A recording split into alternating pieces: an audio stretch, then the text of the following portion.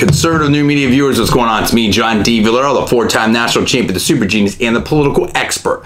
And I have something I want to talk about right now. And that is, I was watching the Sunday shows, and I saw Donald Trump on This Week with George Stephanopoulos. And man, in my opinion, first of all my personal opinion, only not alleging facts, not casting any aspersions, all for entertainment purposes only. Please check the disclaimers. In my opinion, and this may not be my best video, I'm just going to tell you that right now because I've only got a couple hours sleep, but it's still going to be good, so stay right there. I'm going to talk about something right here. Dude, I mean, George Stephanopoulos, in my opinion, got just crushed by Donald Trump. I mean, Donald Trump just took him apart. Now, there's so much to talk about and so much sort of subtext here, in my opinion, that it could really be a big video, but I want to try to keep this tight and condensed. It came down to a few things and also came down to some stylistic stuff. First of all, they tried to hit him on this whole thing of, oh, Putin said some nice things about you and complimented you, but somehow that's a bad thing. Dude, bottom line is he's a world leader, okay? He's the leader of the second biggest superpower in the whole world. I mean, you could have an argument there with China, whatever like that. It doesn't matter. I mean, you know, everybody understands how strong Russia is and stuff like that. So, and, you know, how is that a bad thing? Well, they do this and that bad stuff. Okay, last time I checked, Secretary Clinton went out there with that reset button. Wasn't it President Obama that was talking about, if I'm remembering correctly, you know, and it's going to be a paraphrase in my opinion, something about like if he was elected, the, you know, sea levels would go down and things would cool and the world would like us again and respect us and diplomacy and all this world stuff and UN and everything like that. So, you know, last time I checked, the liberals were all for diplomacy, or at least some were, and there's a lot of countries out there, more importantly, for you know, regardless of how you feel about that opinion and characterization, aren't there a lot of countries that we have a lot of deals with and do a lot of negotiations with and maybe even have some you know, interactions and all kinds of stuff that we don't agree with on 100% of things, that maybe do some things that are sort of similar in the same zone as Russia? I don't want to put any countries on blast, but I can tell you right now, in my opinion, I can name a quick half dozen that have, you know, some similar issues to the, you know, in the same zone, if you will, to the ones that George Stephanopoulos was pointing out. And I don't see anyone, you know, making too much of a fuss about that in the mainstream in terms of those countries on a regular basis. In other words, putting a presidential candidate on blast if they were complimented by leaders of those countries. That's just my opinion. Okay, and so that I think there's some things to think about right there. But more importantly, what was great is that Trump fired back, and Trump talked about, because we just went through this whole thing of with Chuck Todd and others of, you know, we need to fact check Donald Trump so hard, and words matter and facts matter, and you're running for president and all this type of stuff. Well, here we have in the latest Democratic debate, and Trump brought this up, you know, they made this claim that somehow, you know, ISIS is using, you know, videos of Donald Trump as a recruiting tool. It's not whatever. And again, we have this weird, mysterious video type of claim from Secretary Clinton, stuff like that, and nobody could find anything. And you know, why isn't that objected to? Why isn't that fact checked really aggressively as maybe some people did against Donald Trump? And why isn't Secretary Clinton challenged on that? Oh, I know why. Because she won't go on a lot of these shows as much as Donald Trump does. The thing is about Donald Trump, like him or hate him, okay, or somewhere in between, is at least he faces the music. People are like, oh, there's too much media. Okay, you know, there's too much coverage on Trump, but let's flip it on its head. He actually goes there. He doesn't go, you know, he doesn't have, it doesn't seem to me that he has a bunch of people tell him what to say and all these handlers there and campaign managers ready to cut off the mic. I mean, he just, you know, Donald Trump does, what I like is Donald Trump does what Donald Trump wants to do. And Donald Trump is not afraid to face the fire, whether it's, you know, going on Morning Joe after, you know, maybe they said some tough things about him and here he faces it, or again with you know, Meet the Press, or This Week or whatever like that. He will face the tough questions over and over again, even hostile environments, or potentially quote unquote, you know, in my opinion, hostile environments. So you got to give him credit on that. But the point of it is who's challenging Secretary Clinton? I mean, Secretary Clinton talked about this video. So all I know is there was a lot of just uproar about, you know, some certain claims that Donald Trump has made, and now here we have something that, I mean, dude, I mean, you want to talk about lack of evidence?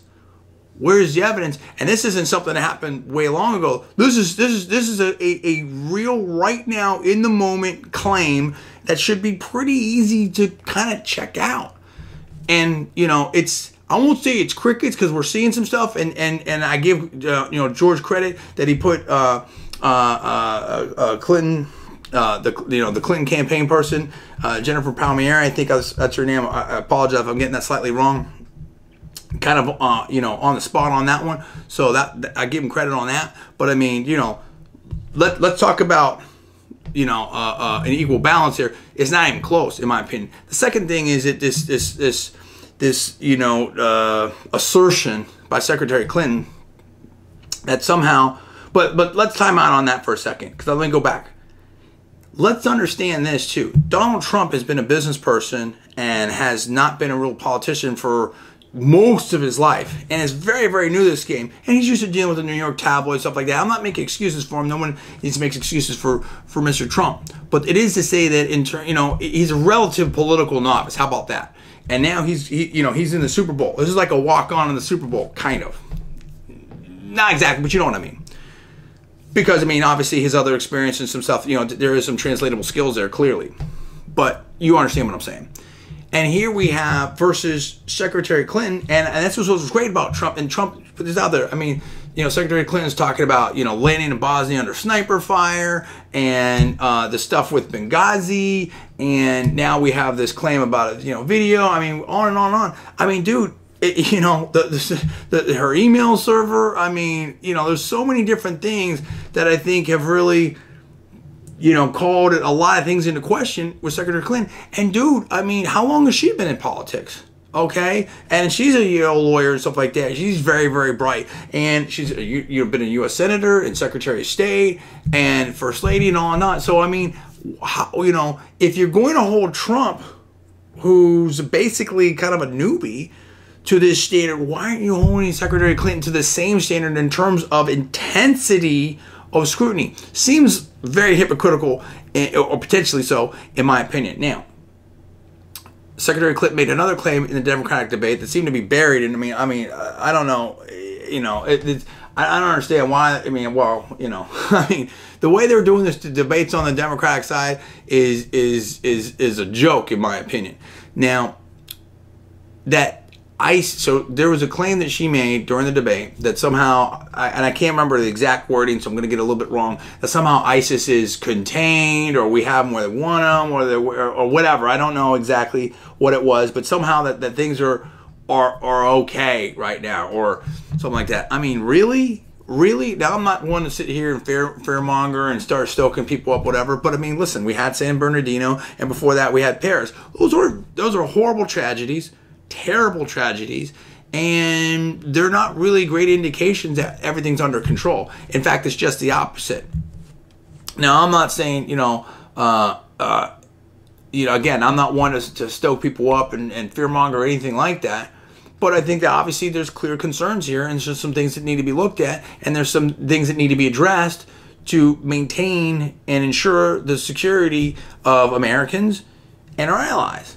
And I think that most people understand that. So I don't know if that was, I don't know what that was. That's what I'm talking about. I mean, that just begs a lot of, I mean, was that, you know, I don't want to be blamed for this. Was that, let's instill, you know, let's show confidence. Was that being out of touch? I mean, was that a misstatement? I don't know what that was. I mean, it doesn't make any sense to me. What the, you know, coherent strategy is, because because you have to be able to look a step or two further and say this doesn't make any sense. So where are the people, you know, really? I mean, we've seen some Republicans say some stuff like that, but where's the press jumping all over that? So I mean, that sort of begs a larger question. And so what without getting into that, well, I'll hit that real quick and I'll come back to the Stephanopoulos thing. People that say that, oh, you know, Secretary Clinton's so great and she's going to easily beat Trump, I don't think that for a minute. I think, once again, that in a lot of ways, as a political candidate on the presidential stage, Secretary Clinton is potentially a paper tiger in that, you know, look what happened in 2008. She was supposedly the inevitable candidate and just got, you know, when this voting started, she's got crushed by Barack Obama, okay, President Obama.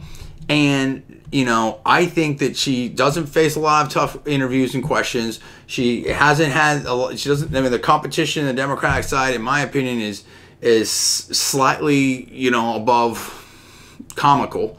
Okay, no disrespect to anyone out there, whatever. And in fact, I think, you know, the Sanders campaign is doing some interesting things, and don't sleep on them. They you know what, they could just win in Iowa and New Hampshire, and then what's going on now? I think that, you know, I absolutely believe Secretary Clinton is going to win at this point, but it could all just crumble.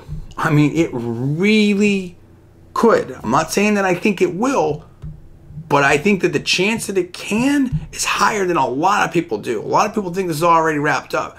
I put it right now at 80% that Secretary Clinton's going to get the nomination, but that's a serious 20%. Don't sleep on that 20%, in my opinion. I mean, Sanders could ignite. I mean, there's a lot of different things that can happen here. I'm obviously looking at how you know, my prognostication there. I don't think that's likely to happen, but I think it's more likely than a lot of people think. But anyway, let's get back to this. I think that she's not really in political shape, if you will, right now. I think that there's too many sort of yes people around her. I think there's too many soft interviews and stuff like that, and I don't think she understands the strength that Donald Trump has if he ends up getting a nomination. But the thing where I really feel like Trump crushed Stephanopoulos is that Stephanopoulos would, you know, Trump challenged him, and especially when he pushed back on the Putin things. Like, listen, we did a lot of things here, and, you know, we've killed a bunch of people too. Oh, you can't compare it to. Hey, wait a minute.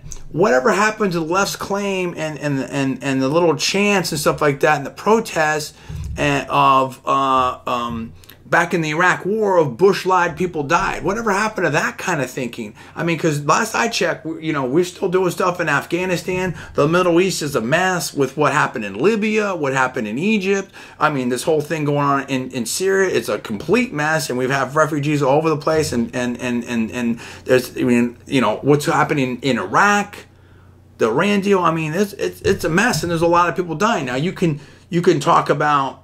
You can talk about blame and you know, state stuff and this and that, whatever. But I mean, you know, listen, you're talking about a head of state versus a secretary of state. If you're talking about government to government, I mean, you know, there a lot of people on the left talk about we have to have this, you know, global perspective and see both sides and stuff like that in these kind of international things. I think that, you know, I'm not saying I take either side there. I'm saying that logically, that, you know, there's an argument there, and I feel like George didn't have a good answer to that and didn't have a good way out of that, and Trump really got him on that. And then, so what's in my opinion Stephanopoulos was reduced to was making these little comments right at the end, like Trump would boss him in. He's like, well, you know, there was you know, there was no video, or there was no, or this didn't happen, or this, you know, just little comments. And then Trump would, and then get to a next question and just try to like put that there, you know, almost, you know, not subliminally, but like kind of slide it in, you know, and then ask a question and then try to get Trump, you know, to answer the question and just kind of leave that there almost unchallenged, if you will, to the audience. And Trump's like, oh, no, let's go back to this. Boom, boom, boom, boom, boom, and answered every one of those little end comments there. So, you know, Stephanopoulos trying to sort of, in my opinion, get the last word and frame the debate, and Trump just answered them all, and it just crushed him, dude. Just crushed him. I mean, this is, I think what Stephanopoulos realized, you know, yesterday was Trump is no Mitt Romney. You're not gonna come out of left field with some stuff, and then all of a sudden that we got the war on women and stuff like that and everything like that. Like, you know, it's not gonna happen. It's not gonna happen. So, yeah, I think that this was very revealing.